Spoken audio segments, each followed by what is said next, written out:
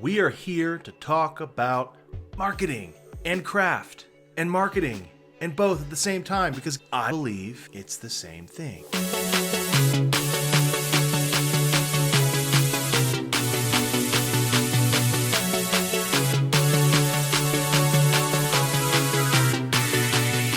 Now, I'm not saying that it's the same thing in terms of all you have to do to market a book is write a good book. I'm not saying that at all. You still have to do some things after you write the book. You still got to set up the mailing list. You still got to build all the advertisements and promotional graphics, and you still have to put it up for sale somewhere. That's all marketing stuff, right? But when it comes to how to craft a book so that readers want to read it, I believe what we're really talking about is making a book that's marketable. So when I say craft is marketing, that's what I'm talking about. Crafting our fiction so that readers want it, because if readers want it, they'll buy it. We are crafting books that sell. Now, the first thing to get into when it comes to craft being marketing is that what we're talking about is engaging storytelling. Now, this actually goes the other way, where if we're crafting fiction, obviously we have to be good storytellers. That's par for the course, right? If you can't tell a good story, you're not going to make it in this world. Sorry, go figure out how to tell a good story. And that's craft, sure. But marketing is really just good storytelling as well. Now, we're not trying to lie to people. We're not making things up. But we are telling the story of who we are as an author. And we're telling the story of how our book came to be.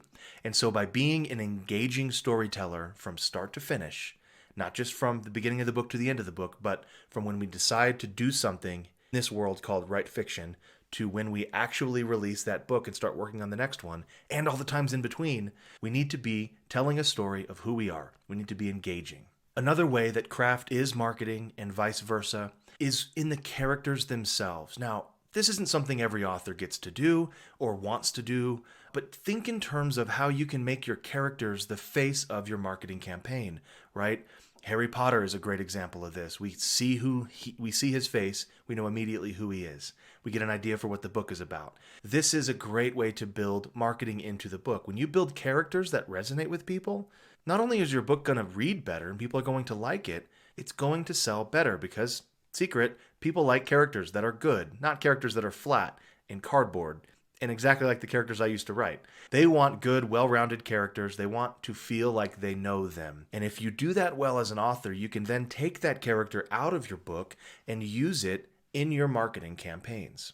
Before we even talk about what we're writing, though, we have to have an audience. I've said this before, I'll say it again. It starts with the audience. I have a framework, I say ACT, for all marketing. I think in terms of ACT, audience, content, and trigger. And they are in that order for a reason. The audience has to come first. If we don't know that audience, if we have no idea who's going to buy this thing or who might want to read this book, we might have a book, sure, but that doesn't mean we're going to have an audience for that book. We need to know ahead of time, before we start writing, who is our target audience. And we can dig into that, we can unpack that all day long. The point is you need to know that first. And then you create content for that audience. It's so much easier to craft a good book to an audience that already exists than it is to try to craft an audience to fit the book that you wrote. So when you're thinking in terms of genre, you're really thinking in terms of target audience. Who is reading it? Why do they read it? What do they like to read? What do they like about the things they like to read?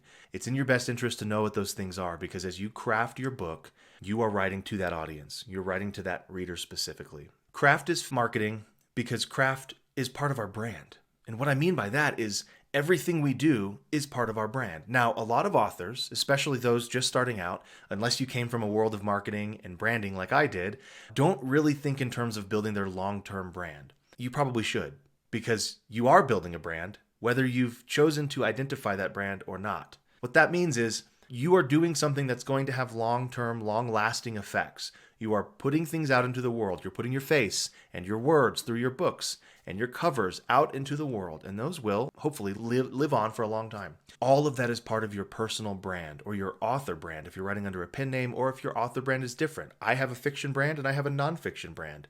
Both of those are very much me. Both of those are true, but they're my brand. And if I'm not thinking about them, I might do something that contradicts what's in that brand, and readers will feel weird about that. A great example of this is if you're jumping genres too much. If you write space opera and then you want to turn around and write historical romance, No one's telling you not to do that. You're allowed to do that. But you probably should do it under a different pen name, because the readers that are reading you over here in space opera or fantasy aren't necessarily going to be the same readers who jump over to and want to read your historical romance.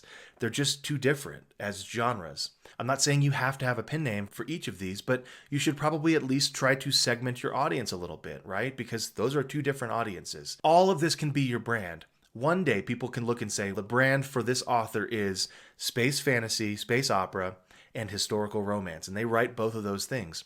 Maybe you're really good at it and you can cross them over, but this is a long-term game. I write fiction, and I'm also going to teach fiction and teach nonfiction stuff. There are two separate brands, and I need to keep them separate, even though they're both me. Craft is marketing. Craft, believe it or not, is actually part of building your author platform. Now, this goes into some of the branding stuff we just talked about, but truthfully, you're constantly marketing. You're constantly building your platform of readers. When we're crafting our books, we're still building that platform of readers. How do I understand what they like? Start with yourself. If you like space opera and historical romance, and you think you know a way to combine them, and maybe you've read a book or two that do that really well, you are a person and you are a reader, and you know yourself pretty well. So start there. What do you like?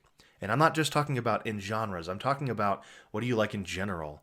What sports do you follow, if any? What vacations do you like to go on? These are things that are important to know, because it starts to help you build a persona of readers. There's a good chance that someone out there who likes the same things as you will like your books. If you do this well, you're constantly building your readership by building a platform. The point is, craft is marketing. One of the most powerful ways craft in fiction becomes the marketing for our fiction is word of mouth. And the way that we build that word of mouth is not just simply by building characters that people love and plots that people want to read, but it's having this emotional connection with a reader. If we can get them to laugh, to cry, while they're reading your book, if they can feel those emotions for your characters, you have made an emotional connection with them. And they're not stupid. They know that you did that, the author. They don't just think these characters exist on a page magically. They know that you have been able to provide that emotional connection to them, and they want more of it. This becomes word of mouth. This becomes a reader buying your entire series. This becomes them signing up for your mailing list to get your pre-order alerts.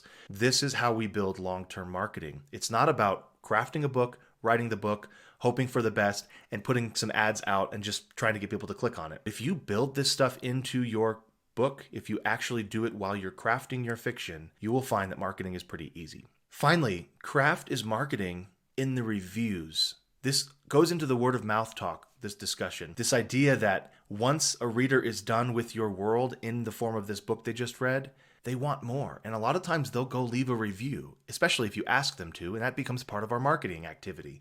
We say, thank you for reading this book. I would love if you left an honest review or rating. You can go here and do it, and then link them to whatever sales page you've got. Where those reviews live is another form of marketing.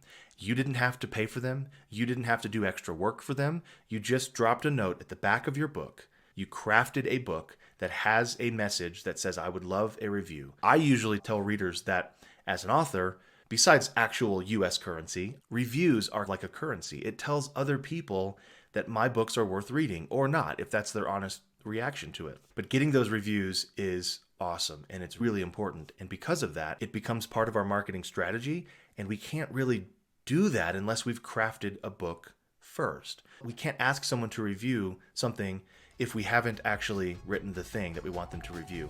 So craft is marketing in this way as well. I hope you found this helpful. I want to help you along this journey of becoming a full-time author, and I want to do it in less than a year.